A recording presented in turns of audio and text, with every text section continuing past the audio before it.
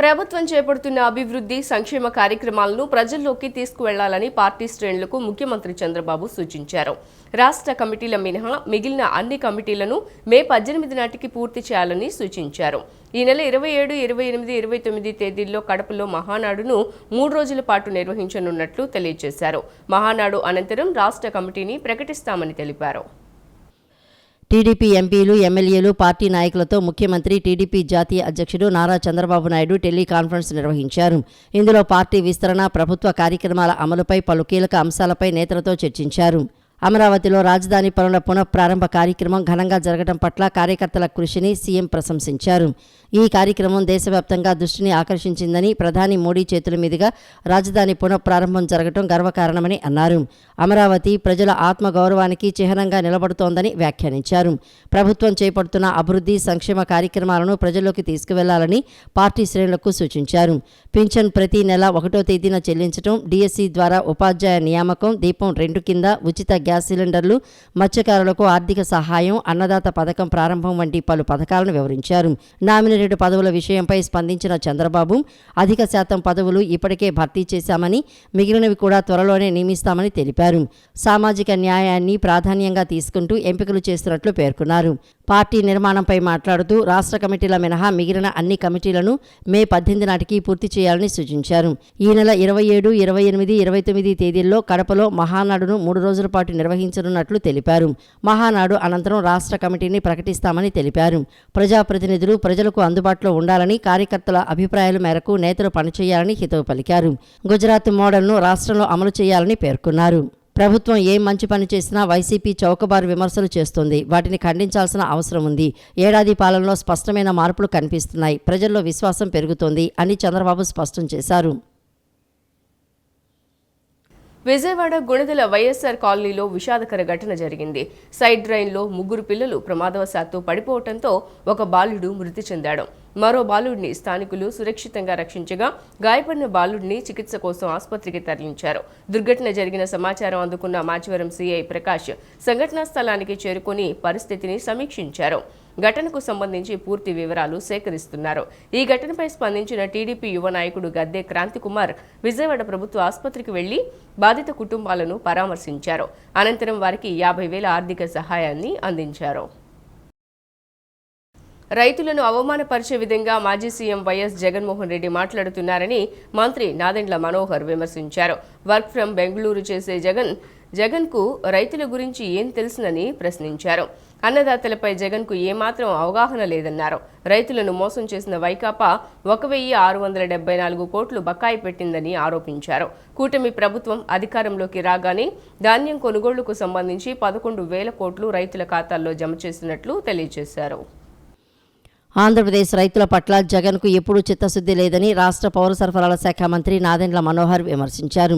గత వైసీపీ ప్రభుత్వ హయాంలో పేరుకుపోయిన బకాయిలను తమ ఎన్డీఏ ప్రభుత్వం ప్రాధాన్యతగా తీసుకుని చెల్లించిందని సోషల్ మీడియా వేదికగా వెల్లడించారు.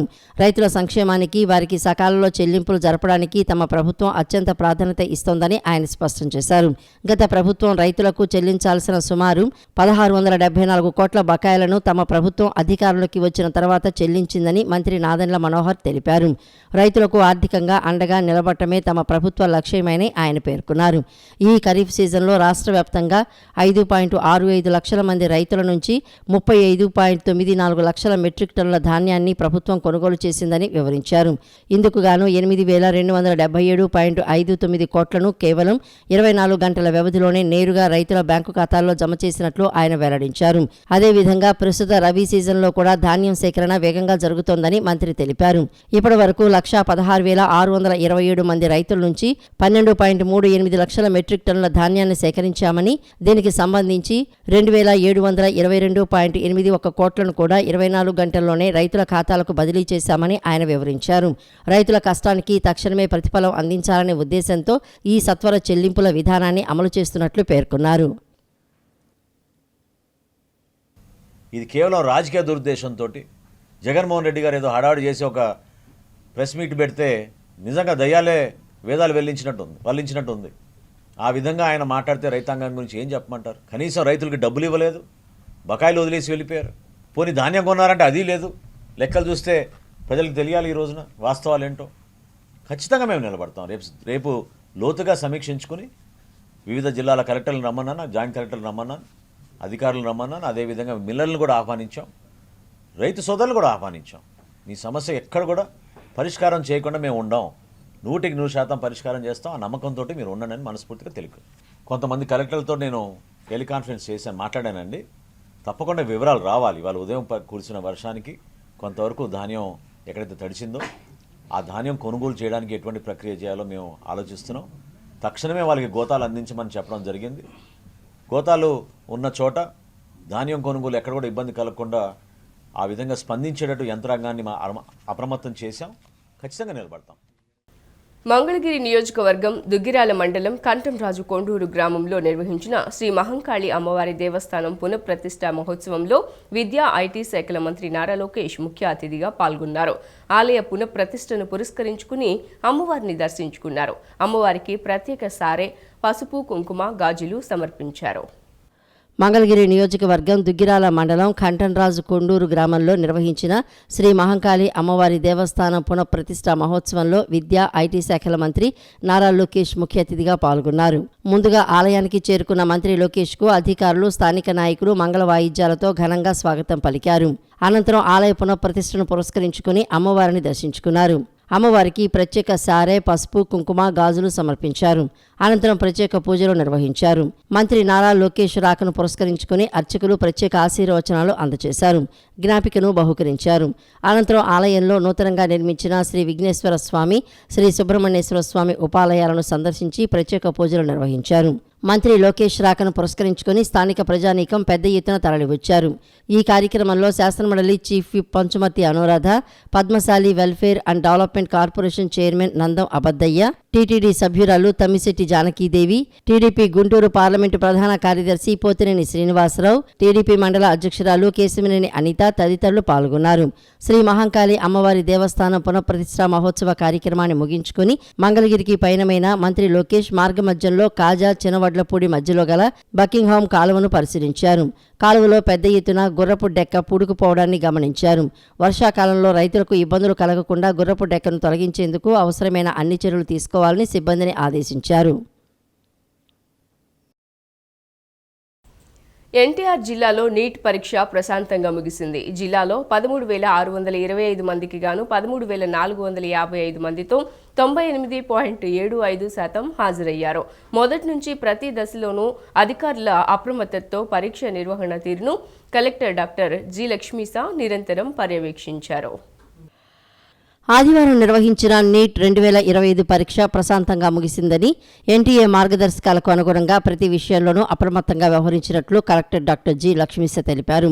ఎన్టీఆర్ జిల్లాలో 28 కేంద్రాల్లో మధ్యాహ్నం 2 గంటల నుంచి 5 గంటల వరకు పరీక్ష జరగ్గా 13,625 మంది అభ్యర్థులకు గాను 13,455 మంది హాజరైనట్లు వెల్లడించారు.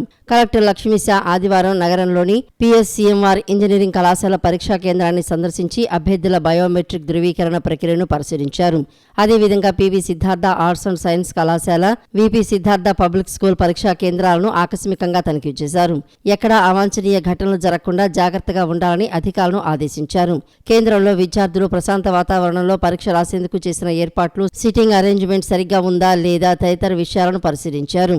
అనంతరం కలెక్టర్ కార్యాలయంలో మాట్లాడుతూ బయోమెట్రిక్ హాజరు, కంట్రోల్ రూమ్ విధులు, sitting arrangement, videography, sealed covers నివేదికలు, కాన్ఫిడెన్షియల్ మెటీరియల్ నిర్వహణ తదితరాలపై నిర్వహణ అధికారులు సిబ్బందికి శిక్షణ ఇచ్చినట్లు తెలిపారు. ప్రతిష్టాత్మక పరీక్షను లోటుపాట్లకు తావు లేకుండా నిర్వహించేందుకు పూర్తి స్థాయిలో అవగాహన కల్పించామన్నారు. City coordinator, center superintendent, deputy center superintendent, అబ్జర్వర్లు, ఇన్విజిలేటర్లు ఇలా ప్రతి ఒక్కరూ సమన్వయంతో పనిచేసి ప్రతిష్టాత్మక పరీక్షను విజయవంతంగా నిర్వహించడంలో భాగస్వాములైనందుకు వారికి అభినందనలు తెలియజేస్తున్నట్లు కలెక్టర్ లక్ష్మీస తెలిపారు. జిల్లాలో నీట్ ఎగ్జామ్స్ స్టార్ట్ అయ్యాయి. ఇప్పుడే ఇన్స్పెక్షన్ చేసి వచ్చినాము. నాకు టోటల్లో 28 సెంటర్స్ ఉన్నాయి. 13,600 మంది పిల్లలు నీట్ ఎగ్జామ్ రాస్తున్నారు. ఆ నీట్ ఎగ్జామ్ కావాల్సిన అన్ని ఏర్పాట్లు జరిగాయి. అన్ని సెంటర్స్లో చీఫ్ సూపరింటెండెంట్స్, అట్లాగే డిస్ట్రిక్ట్ ఆఫీసర్ కూడా అక్కడ ఇన్ఛార్జ్ పెట్టాము. ప్రైమ్ మినిస్టర్ ఆఫీస్ నుంచి, అలాగే director general NEET centre testing agency నుంచి ఎప్పటికప్పుడు మనకు గైడెన్స్ ఇచ్చారు. అప్రమత్తంగా ఉన్నాము. ఎక్కడ ఏమి అవాంఛనీయ ఘటనలు జరగకుండా, ఎక్కడ సెక్యూరిటీ మెటీరియల్, మెయిన్లీ ఈ ఏదైతే స్ట్రాంగ్ రూమ్లో ఉన్న మెటీరియల్ ఉందో దానికి ఎక్కడ ఇబ్బంది లేకుండా, విత్ ఆర్మ్డ్ ఫోర్సెస్ ఎక్స్కోర్ట్ చేయడం జరిగింది. అన్ని సెంటర్లో చాలా జాగ్రత్తగా పెట్టడం జరిగింది. ఎగ్జామ్ స్టార్ట్ అవ్వగానే as per the procedure, NEET procedure ప్రకారంగా వాళ్ళకి పేపర్ ఇవ్వడం జరుగుతుంది. ఎగ్జామ్ అయ్యాక మళ్ళీ అదే మెటీరియల్ని సెక్యూరిటీతో పాటు, ఆర్మ్డ్ ఫోర్స్తో పాటు తీసుకెళ్లి పోస్ట్ ఆఫీస్ నుంచి దాన్ని డిస్పాచ్ చేయడం జరుగుతుంది. అన్ని జిల్లాలకు కావాల్సిన అన్ని ఏర్పాట్లు చేయడం జరిగింది. ఎక్కడేమీ ఇబ్బంది లేదు. దర్శకునిగా, రచయితగా, నిర్మాతగా దాసరి నారాయణరావు తనకంటూ ప్రత్యేక స్థానాన్ని సంపాదించుకున్నారని మంత్రి నిమ్మల రామానాయుడు అన్నారు. పశ్చిమ గోదావరి జిల్లా పాలకొల్లులో దాసరి జయంతి సందర్భంగా ఆయన విగ్రహానికి పూలమాల వేసి మంత్రి నివాళులర్పించారు. దాసరి ఖ్యాతి ఆంధ్రప్రదేశ్కే కాకుండా ప్రపంచ స్థాయికి వెళ్లిందని, దాసరి తీసిన సినిమాలు సందేశంతో పాటు సమాజాన్ని చైతన్యపరిచాయని నిమ్మల అభిప్రాయపడ్డారు. మాటల రూపంలో కంటే కూడా ఒక సినీ రూపంలో, ఒక నాటక రూపంలో తెలియపరిస్తే ప్రజల్లో ఇమ్మీడియట్ గా రిజిస్టర్ అవుతుంది. అటువంటి దృక్పథంతో ఆయన సినిమాలు కూడా ఒక సందేశాత్మకమైనటువంటి సినిమాలతో ఈ యొక్క సమాజాన్ని చైతన్యపరిచినటువంటి వ్యక్తి దాసరి నారాయణరావు గారిని గుర్తు చేసుకుంటూ, అటువంటి దాసరి నారాయణరావు గారి యొక్క కాంస్య విగ్రహం అత్యంత ప్రతిష్టాత్మకంగా ఆ రోజు 2019 జనవరిలో ఆ రోజు మన పాలకొల్లులో గాంధీ బొమ్మల చెట్ల దగ్గర ప్రతిష్ఠించబడడం జరిగింది. ఖచ్చితంగా రేపు రాబోయే రోజుల్లో కూడా ఆ దాసరి నారాయణరావు గారి యొక్క ఖ్యాతి భావి తరాల వారికి, భవిష్యత్తు తరాల వారికి కూడా తెలియజేసేటువంటి విధంగా నిర్ణయం తీసుకుంటామని ఏదైతే గతంలో చూస్తామో దానికి అనుగుణంగా భవిష్యత్తులో కూడా పనిచేస్తామని చెప్పి తాడేపల్లి మండలంలోని పలు ప్రాంతాల్లో ఉరుములు, మెరుపులతో కూడిన గాలివాన బీభత్సం సృష్టించింది. ప్రకృతి ప్రకోపానికి చెట్లు, విద్యుత్ స్తంభాలు నేలకొరిగి అవాంతరాలు ఏర్పడ్డాయి. ఇలాంటి వాతావరణ మార్పులకు అప్రమత్తంగా ఉండాలని అధికారులు హెచ్చరిస్తున్నారు. తాడేపల్లి మండలంలోని ఉండవల్లి గ్రామ పరిసరాల్లో ఆదివారం సాయంత్రం అకస్మాత్తుగా ఉరుములు, మెరుపులతో కూడిన భీకర గాలివాన కురిసింది. భారీ వర్షానికి అనేక చెట్లు నేలకొరిగాయి. విద్యుత్ స్తంభాలు విరిగిపోవడంతో విద్యుత్ సరఫరాలో అంతరాయం ఏర్పడింది. అరటి తోటలు దెబ్బతిన్నాయి. మామిడికాయలు నేలరాలాయి. వర్ష ప్రభావంతో దాదాపు 2 గంటల పాటు జనజీవనం అస్తవ్యస్తమైంది. అయితే పరిస్థితిని తక్షణమే సమీక్షించిన విద్యుత్ శాఖ అధికారులు యుద్ధ ప్రాతిపదికన స్పందించారు. కొద్ది గంటల వ్యవధిలోనే విద్యుత్ సరఫరాను పునరుద్ధరించి ప్రజలకు ఊరట కలిగించారు. ఇలాంటి వాతావరణ మార్పులకు అప్రమత్తంగా ఉండాలని అధికారులు హెచ్చరిస్తున్నారు. తెలుగుదేశం పార్టీ మహిళల అభ్యున్నతికి అధిక ప్రాధాన్యతనిస్తోందని ప్రభుత్వ విప్ ఎమ్మెల్యే బోండా ఉమామహేశ్వరరావు అన్నారు. మహిళలను ప్రగతి బాట పట్టించి వారు ఆర్థిక స్వావలంబన దిశగా అడుగులు వేయించిన ఘనత సీఎం చంద్రబాబుకే దక్కుతుందని తెలిపారు. కూటమి ప్రభుత్వం మహిళల కోసం ఎన్నో సంక్షేమ పథకాలు అమలు చేస్తోందని వివరించారు. తెలుగుదేశం పార్టీ మహిళల అభ్యున్నతికి అధిక ప్రాధాన్యత ఇస్తుందని ప్రభుత్వ విప్ ఎమ్మెల్యే బోండా ఉమామహేశ్వరరావు అన్నారు. 59వ డివిజన్ గంగానమ్మ గుడి సమీపంలోని టీడీపీ కార్యాలయంలో మహిళలకు సామూహిక సీమంతాలు నిర్వహించారు. ఈ సందర్భంగా ఎమ్మెల్యే మాట్లాడుతూ మహిళలను ప్రగతి బాట పట్టించి వారు ఆర్థిక స్వావలంబన దిశగా అడుగులు వేయించిన ఘనత సీఎం చంద్రబాబుకే దక్కుతుందని అన్నారు. కూటమి ప్రభుత్వం మహిళల కోసం ఎన్నో సంక్షేమ పథకాలు అమలు చేస్తోందని వివరించారు. గర్భిణీలకు పసుపు, కుంకుమ, చీర, మిఠాయిలు అందించారు. శ్రీమంతం కార్యక్రమాలని అంగరంగ వైభవంగా పెద్ద స్టేజ్ వేసి పుట్టింటి వాళ్ళు ఏ విధంగా చేస్తారో అంత ఘనంగా ఇక్కడ చేయటం సంతోషం. మా చెల్లెళ్ళందరికీ హృదయపూర్వక ఆశీస్సులు అందజేస్తూ ఉన్నా. ప్రభుత్వం మీ వెనకాల ఉంది. మీ సంరక్షణ కోసం, మీకు అండగా ఉండటం కోసం అన్ని చర్యలు తీసుకుంటున్నాం.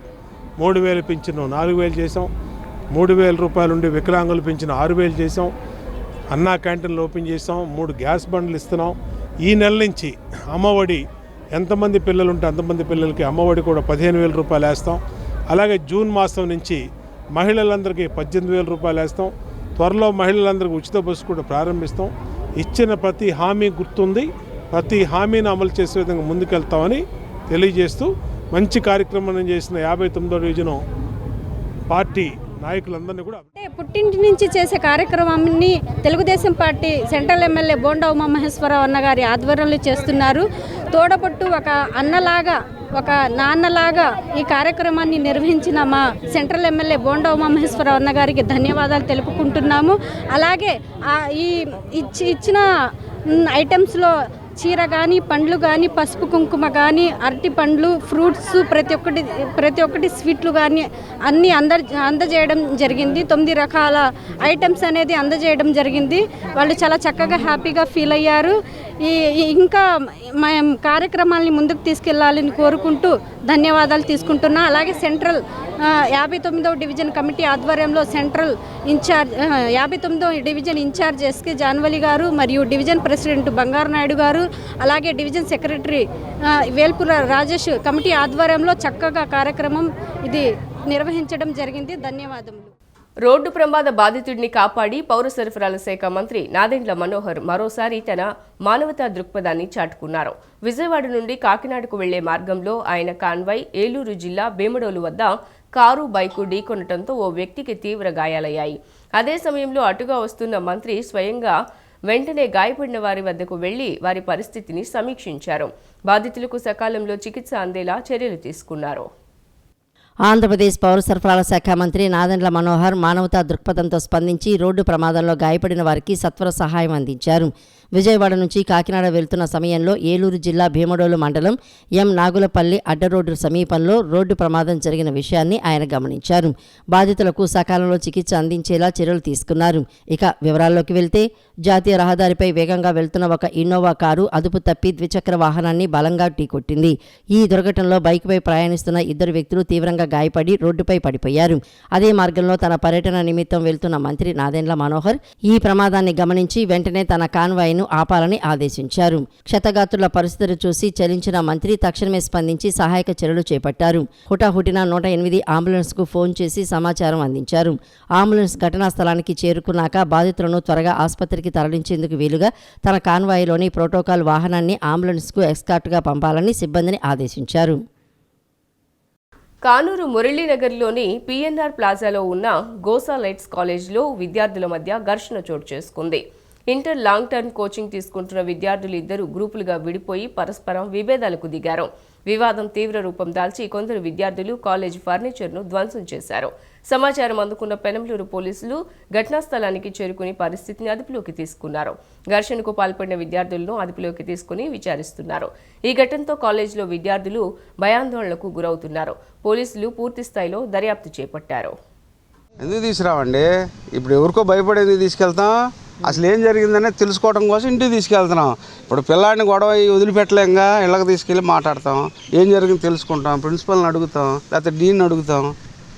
మాకు ఇక్కడ సెక్యూరిటీ ఉంటే చదివిస్తాం, లేదా ఇంకో చోట చేర్చుకుంటాం. ఏముందంటే అసలు ఎవరు కలవలేదు బ్రదర్. ఇప్పుడే మీ ముందేగా మీరు రెండు నుంచున్నారు, నేను కార్ వేసుకొచ్చి ఆడాపాను. ఇప్పుడు మేనేజ్మెంట్ వాళ్ళు అంటే ఏంటంటే మీరేం రాత్రి ఇట్లా గొడవ పడింది టైం అని చెప్పి సంగతి చెప్తున్నారు. మేనేజ్మెంట్ అయితే అసలు రాత్రి గొడవ అవ్వలేదు, అసలు సంఘటన లేదు. లేదండి, అయ్యింది గొడవ. అవ్వకపోతే బాబు కోసం ఎందుకు వస్తాను? జరిగింది, చేశారు. మా పిల్లాడు చేసి ఇట్లా గొడవ జరిగింది నాన్న రమ్మంటే వచ్చాను. రాష్ట్రంలో భిన్న వాతావరణ పరిస్థితులు నెలకొన్నాయి. రాగల 2 రోజుల్లో కొన్ని చోట్ల వర్షాలు, మరికొన్ని చోట్ల ఎండలు పడే అవకాశం ఉందని వాతావరణ శాఖ తెలిపింది. సోమవారం, మంగళవారం శ్రీకాకుళం, విజయనగరం, పార్వతీపురం, మన్యం, అల్లూరి సీతారామరాజు, విశాఖపట్నం, ఎన్టీఆర్, గుంటూరు, బాపట్ల, పల్నాడు, ప్రకాశం జిల్లాల్లో అక్కడక్కడ పిడుగులతో కూడిన భారీ వర్షాలు కురిసే అవకాశం ఉందని తెలిపారు. ఆంధ్రప్రదేశ్లో వాతావరణ పరిస్థితులు తీవ్రంగా మారుతున్నాయని రాష్ట్ర విపత్తుల నిర్వహణ సంస్థ వెల్లడించింది. ఆదివారం సాయంత్రం 7 గంటల వరకు పలుచోట్ల భారీ వర్షాలు కురిశాయని, కొన్ని ప్రాంతాల్లో మాత్రం తీవ్ర ఎండలు నమోదైనట్లు తెలిపింది.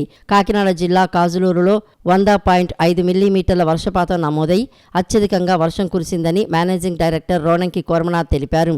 చల్లంగిపేట, కరప, కాకినాడ, కోనసీమ జిల్లా అమలాపురం, ఏలూరు జిల్లా నిడమర్రు, తూర్పుగోదావరి జిల్లా పైడిమెట్ట, ధర్మాజిగూడెం ప్రాంతాల్లోనూ భారీ వర్షాలు నమోదయ్యాయని చెప్పారు. రాష్ట్ర వ్యాప్తంగా 130 ప్రాంతాల్లో 20 మిల్లీమీటర్లకు పైగా పిడుగులతో కూడిన వర్షపాతం నమోదైనట్లు వివరించారు. మరో 2 రోజులు రాష్ట్రంలో భిన్న వాతావరణ పరిస్థితులు కొనసాగుతున్నట్లు హెచ్చరించారు. సోమవారం, మంగళవారం శ్రీకాకుళం, విజయనగరం, పార్వతీపురం, మన్యం, అల్లూరు సీతారామరాజు, విశాఖపట్నం, ఎన్టీఆర్, గుంటూరు, బాపట్ల, పల్నాడు, శ్రీకాకుళం జిల్లాల్లో అక్కడక్కడ పిడుగులతో కూడిన భారీ వర్షాలు కురిసే అవకాశం ఉందని తెలిపారు.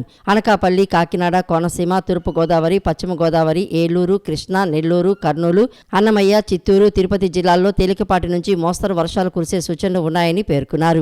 అతిశయంగా ఈదురుగాలులు వీసే అవకాశం ఉన్నందున ప్రజలు హెచ్చరికలతో ఉండాలని, హోర్డింగులు, చెట్ల కింద, శిథిల భవనాల సమీపంలో నిలవరాదని సూచించారు. ఇక ఉష్ణోగ్రతల విషయానికి వస్తే రానున్న 2 రోజుల పాటు కొన్ని ప్రాంతాల్లో గరిష్టంగా 41 నుంచి 42 సెంటీగ్రేడ్ వరకు ఉష్ణోగ్రతలు నమోదయ్యే అవకాశం ఉందని తెలిపారు. ఆదివారం నంద్యాల జిల్లా గోనవరం, నెల్లూరు జిల్లా సోమశిల, తిరుపతి జిల్లా వెంకటగిరి, వైఎస్ఆర్ జిల్లా కమలాపురం, ప్రకాశం జిల్లా గొల్లవిడిపులో అధిక ఉష్ణోగ్రతలు నమోదయ్యాయి.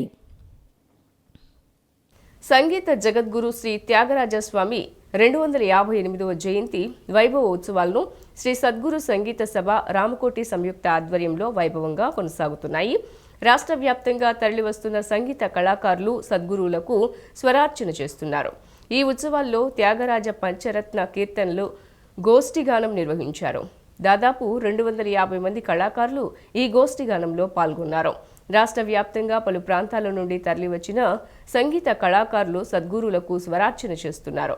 ఈ సందర్భంగా శ్రీ సద్గురు సంగీత సభ కార్యదర్శి పోపురి గౌరీనాథ్ మాట్లాడుతూ శ్రీ త్యాగరాజస్వామి 258వ జయంతి వైభవ ఉత్సవాలు వైభవోపేతంగా సాగుతున్నాయన్నారు.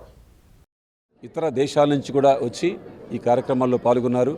అంతేకాకుండా 6 ఏళ్ల చిన్నారులు 80 ఏళ్ళు పైబడిన పెద్దవాళ్ళు కూడా అందరూ చక్కగా ఈ ఉత్సవాల్లో పాల్గొని త్యాగయ్య పట్ల వాళ్ళ యొక్క భక్తి ప్రపత్తులు చాటుకున్నారు. అంతేకాకుండా ఎంతోమంది బృందాలుగా కూడా చాలామంది వివిధ సంగీత అకాడమీల నుంచి కానీ మ్యూజిక్ కాలేజీ నుంచి కానీ వీళ్ళందరూ కూడా బృందాలుగా వచ్చి కూడా యువత చాలామంది కూడా ఇందులో పాల్గొన్నారు. ముఖ్యంగా ఎక్కువ మంది యువత ఈ ఉత్సవాల్లో త్యాగ రచనలు అవన్నీ కూడా పాడడం చాలా చాలా ఆనందం. తెలుగు భాషకి ఒక గొప్ప వైభవం తెచ్చినటువంటి త్యాగయ్య గారి రచనలు యువత ముఖ్యంగా ఈ ఉత్సవాల్లో వారం రోజుల పాటు పాడడం అనేటువంటిది చాలా చాలా ఆనందమైనటువంటి విషయం అని తెలియజేస్తూ ఈ ఉత్సవాలు ఈరోజు అంటే 4వ తారీఖు ఆదివారం రాత్రి పవళింపు సేవతో ఈ ఉత్సవాలు ముగుస్తాయి. ధన్యవాదాలు, నమస్కారం. సిటీ న్యూస్ ఇంతటితో సమాప్తం. తిరిగి వార్తల్లో మళ్ళీ కలుద్దాం. అంతవరకు సెలవు, నమస్కారం.